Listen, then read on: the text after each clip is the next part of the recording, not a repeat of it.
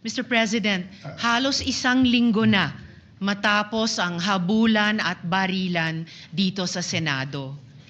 Sa loob-loob ko, hindi ako mapanatag na simula nung Lunes, ang ipinapakita natin ay para bang walang nangyari.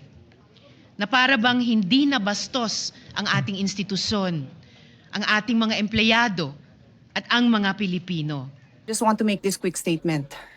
Parang walang nangyari. Yan po ang statement ng ating butihing Senadora Risa Hontiveros. Siguro po para sa inyong mga wala dito. Pero para sa amin na nandito, napakaraming nangyari.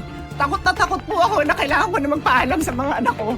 2 pintuan ang pagitan ko sa putukan. Yung staff ko na si Claire, na 20 years na sa akin, nandun siya sa labas.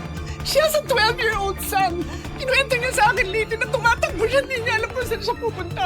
Pero yung media, yung Senate staff, nandoon po sila. So dear police, napakarami nang nangyari. Kung wala ho kayo dito, huwag niyong questionin yung mga nangyari sa mga nandito. Dahil nandito kami, kasama ng staff.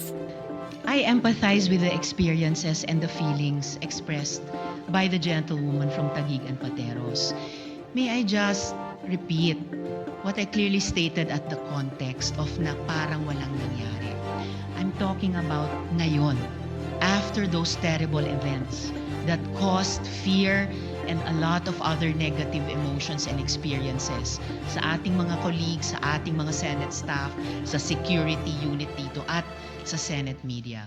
Yun po yung punto ko, and it is akin to one of the points raised by Senator Erwin earlier, before my privileged speech. But let me just assure to you correct that's not that, the Mr. case. President. In fact, I have to Yes. deal with the security of the Senate every day. I'm just not telling you everything that we have to deal with now to make sure that there's no bombs in the area, just like every day except this time. And also making sure that there's no miscommunication between the executive, legislative, judiciary, and the international community.